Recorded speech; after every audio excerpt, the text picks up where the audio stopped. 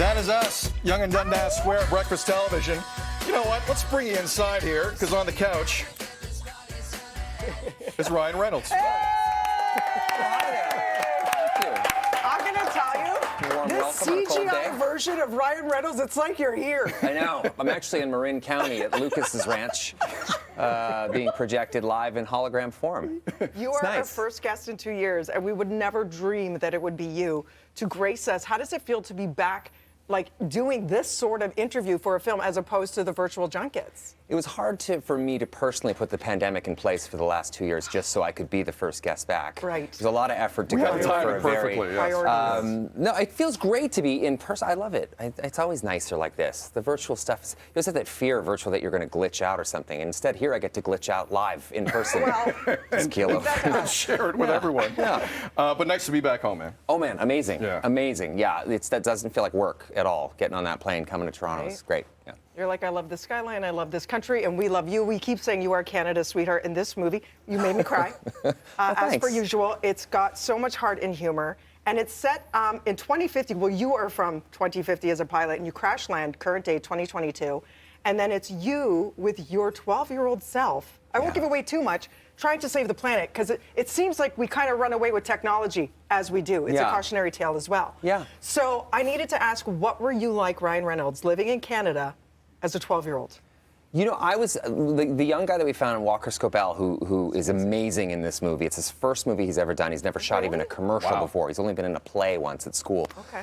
He's incredible. Yeah, it's a lot of fun. It's fun to do an original film. You don't get to do that very often these days. Everything is IP. Everything is based on a comic or a previous sort of franchise or something. So for us, it was we were really grateful to Netflix. We were grateful to Disney beforehand to let us make Free Guy the way we did, and to make this big sort of spectacle-driven, wish fulfillment kind of original film. It just doesn't happen every day, so we're really happy. You've never shied away from stunts. Where are you at right now? You're not in your golden years at all, but where are you at right now with stunts?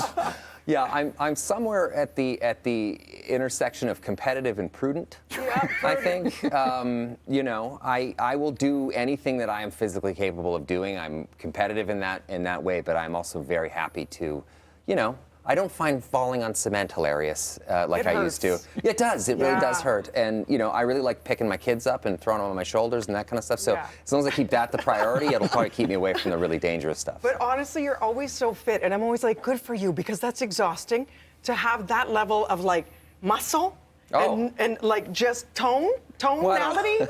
Whatever it's called, because I don't have any of that. I just wear Spanx. And then I'm like, how do you keep this up? Because then you need the energy to actually act. Are you embarrassed for me right now that I'm saying this? No, we just never had the question you and I about my tone. So I'm admiring the back and forth. But honestly, what is your cheat meal? Because I know, like, there's some actors who quit certain roles because they are sick and tired of being that fit for roles. That's an uptown problem for an actor to quit.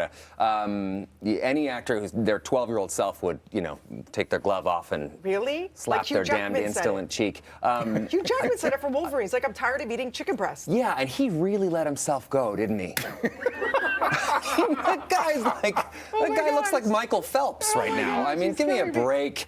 You wax and you weigh and you get in shape for jobs that you have to get in shape for. I do a lot of physical movies, and I love doing physical movies. I love action. I love it when it's, movies like The Adam Project, which is our action adventure wish fulfillment, but we're smuggling in a love letter to parents in there, and sort of not too dissimilar the way Sean Levy and I worked on Free Guy, where, it's a big movie it's a video game premise, but we're smuggling in, the Trojan horses that we're smuggling in, joy, and a movie about identity, and so I always love movies that get to do that stuff. Universal themes of love. That's and again, the homages to Star Wars here and there.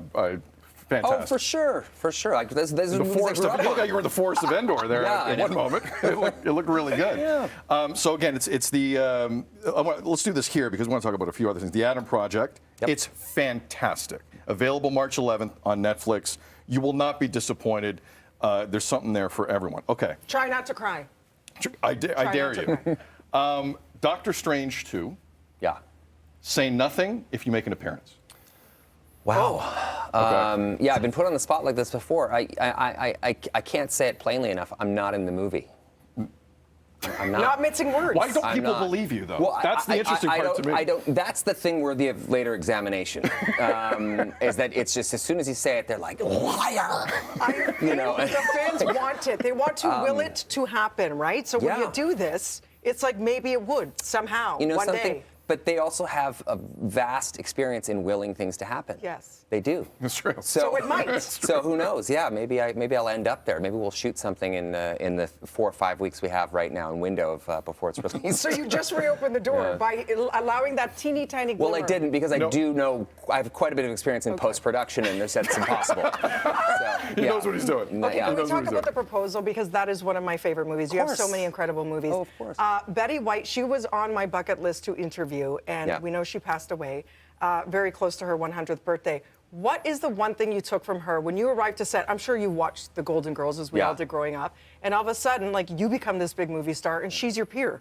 So what was it like meeting her and working with her, and what did you glean from her as an actor? I felt like it was kismet. You know, I don't know if I've ever told this story before, but like I used to, when I would go to a hotel back in the day or something, and you'd stay somewhere, sometimes people would like figure out you're there, and they would call your room, but they would call at like 3 in the morning or something. So I started using a pseudonym, a fake name, and I used Alan Ludden, which was her ex-husband.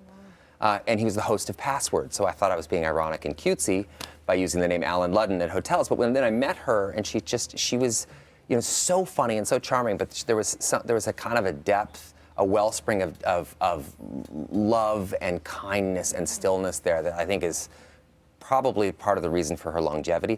Then the other thing I really took away from her is that she just knows how to like make an exit. I remember the last day of shooting on The Proposal, and she looked out at this crew and she said, "I just want you all to know this is the most fun I've ever had in my entire life." She stepped out the door, then stepped back in and said, "Standing up," and then stepped out again.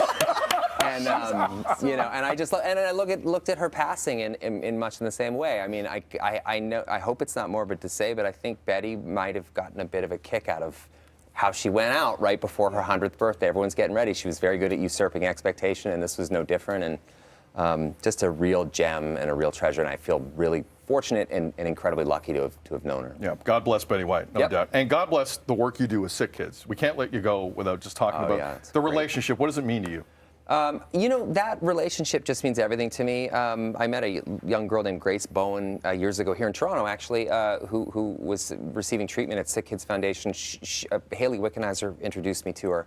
I just fell in love with this kid. She was just so unique and so special, and I saw the struggle that she was going through. And at the time, I think I just had one child that had just been born. And you can't help but sort of navigate that sort of weird precipice of wow, this could... I can't even imagine what her parents are feeling right now. And then I started working with SickKids, specifically because of Grace. And I've been working with them pretty much every week since. I'm doing something for SickKids. And the foundation is just incredible. We raise a bunch of money every year with a bunch of goofy, sort of silly tactics that I use to sort of to help spread the word. But it's the monthly donors that really are the backbone of the SickKids Foundation and why it operates so well. And it's, you know, and when you meet sick kids, they're generally quite happy. It's like you look at the wet eyes of their parents, and that tells you the real story that's going on. So I am super grateful to everyone that works at SickKids Foundation for everything that they do every single day. Not just for kids in Canada, for kids all over the world. They're incredible. And having somebody like you speak the way you do with all your heart really does resonate with so many of us. I don't know why I get emotional just even talking about it, because you really do care. You don't just put your face to it. Yeah. Sorry, I'll be okay. He's making me cry again, and he's right here. It's been a long time since we had a conversation like this on this couch. What you said about Betty White, can I just say what we feel about you? You bring humor, you bring joy, you bring heart. And that's why everybody loves you. Why am I so emotional? I need to meet more people. We haven't talked to anyone. I'm staying for the rest of the day. Cancel my day. I'm staying right here. Again, The Adam Project, Netflix, March 11th. Ryan Reynolds, ladies and gentlemen. Thank you for having me. More big day after this. You always make me cry. Surprise. I'm so glad. Come on.